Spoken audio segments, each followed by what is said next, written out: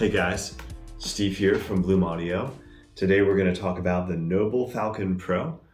If you're familiar with Noble Audio, you know they're a smaller company that does sort of boutique IEMs with flagship products like the Noble Sultan pushing upwards to $3,000. The Falcon was their first foray into a more mainstream product, TWS earphones. And now the Falcon Pro is the third generation of that. And so we're going to take a look at how that's going for them and how that sort of high level of bespoke tuning and craftsmanship translates into a more mainstream product. There are a number of things people are looking for in wireless earphones, active noise canceling, hear through transparency, responsive touch controls on it, possibly a companion app, long battery life, and all of that. The Falcon Pro is more focused on sound quality, but it does provide some of that. You do get the touch controls on the earphones themselves. You get the hear through feature, which works really well. There's a companion app. The battery life isn't bad. By comparison, it's probably about average. The playback time might be a little bit on the lower end of average, but it's not bad. So with the app, you get something that's good, but not perfect. There's a lot of hiccups. Often you'll need to close it and reopening it to get it what you need it to do. But once you get it working, you can use it to toggle the hear through feature. You can adjust your touch control settings. So, basically the touch controls work. You can tap on it to, play, pause, increase volume, decrease volume, skip the track, go back to the previous track, etc. So you kind of configure what kind of tap on which ear does what. And you can also update your firmware through the app. And probably the big feature of the app is the EQ. Gives you a really good 10-band EQ that I really enjoyed messing around with while I was using the Falcon Pro. So overall, like I said, there are some bugs and some hiccups. Never really stopped me from doing what I wanted to do for more than 10 seconds. So overall, I'd rate it as a good experience, just knowing you're going to have a couple minor paper cuts every now and then. So if what you cared about was, ANC, battery life, transparency and all of that, you probably would have turned me off by now and found a video about the Bose Quiet Comfort. So with that out of the way, and you're still here, let's get to the important part, which is the sound. The Noble Falcon Pro has a slightly kind of a soft V-shaped sound signature. It's still well balanced. It borders on neutral, and I think it has pretty solid technical capabilities. So in terms of the sound signature in the low end, you've got a little bit of a bump, give you some warmth and a feeling of roundness there. There's not a ton of impact, but the bass can definitely get physical and bass heavy tracks. You definitely can get that impact and response.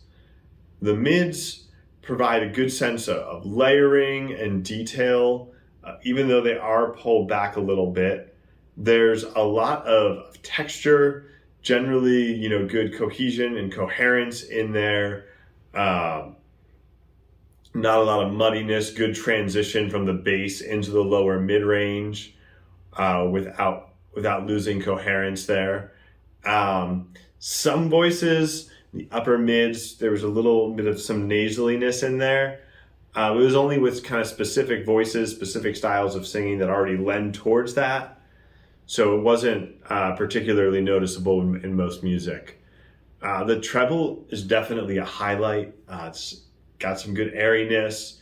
Instruments like hi-hats, you get a good sizzle. The attack on acoustic guitars is really good and natural. And just a little bit bright, bright in a good way. And, things like violins have very, sort of that sort of sweet sound that you get in the highs from there. It kind of all just hits just right.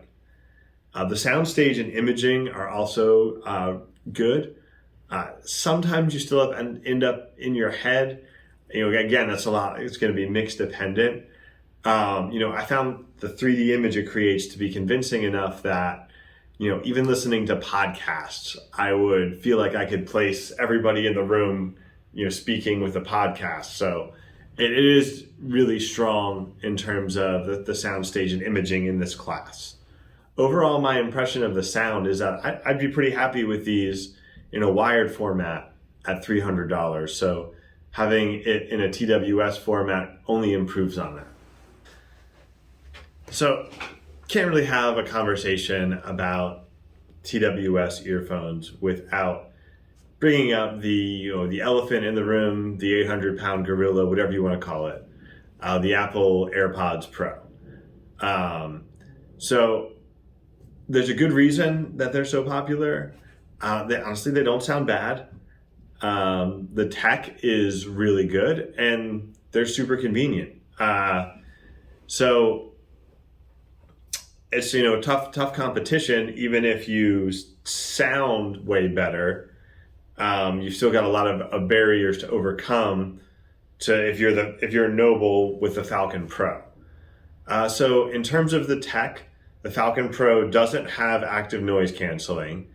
It does have the hear through, which was pretty good in my testing compared to Apple's transparency feature on the AirPods. I found it gave me the right amount of feedback for what was in the room around me without interfering with the music. Other features like the touch controls are good on the Falcon Pro, but not Apple level good.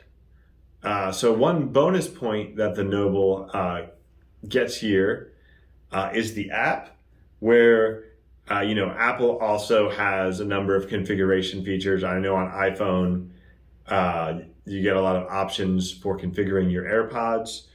Noble gives you an app that gives you a lot of the same things, the same configuration options. The one big thing Noble has is that 10-band EQ we mentioned before, which actually works really well. So in terms of tech and usability, the AirPods still come out ahead, even though Noble does better than I think some of the other smaller brand audiophile focused IEMs. But what it really comes down to is the sound. And the sound is where the AirPods don't do as well. The Falcon Pro has much better detail and clarity, has a bigger, more well-defined soundstage with better imaging. The bass on the Falcon Pro has a better sense of texture. It's more well-balanced, where the AirPods do have a little bit of bloat in there as well. The treble on the Falcon Pro just has a lot more character. The AirPods Pro treble isn't bad, it's very safe, and I think in being safe, you lose out on some of those things you're looking for, some of those details you're looking for in the songs, and some of that sense of air and space that having well-crafted treble provides, and the Falcon Pro has that. So while they're not as popular as the AirPods Pro, probably a better comparison for the Falcon Pro is the TWS 800. So in the same way that the AirPods Pro while not nearly as popular as AirPods, HIFIMAN's TWS 800 is probably a better comparison for the Falcon Pro.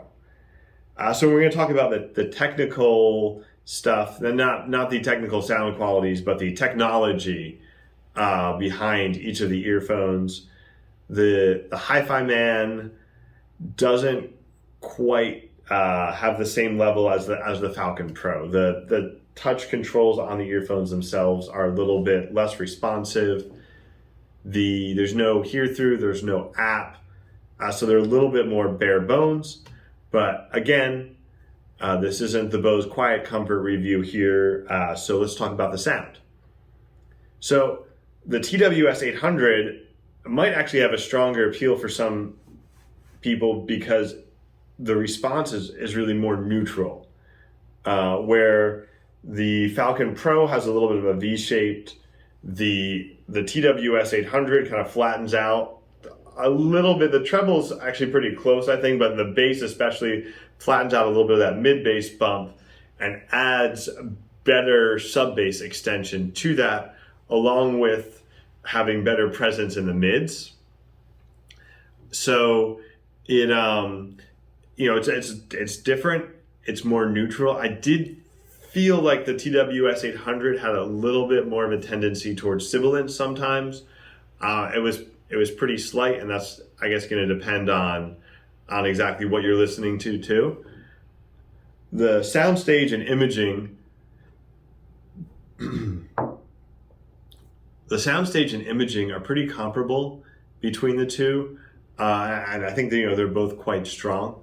So I would say the TWS 800 joins the Falcon Pro in this same sort of category of, if this were a wired IEM in the $300 range, I think the TWS 800 would also be, pretty solid for that range, would be a good pick that way.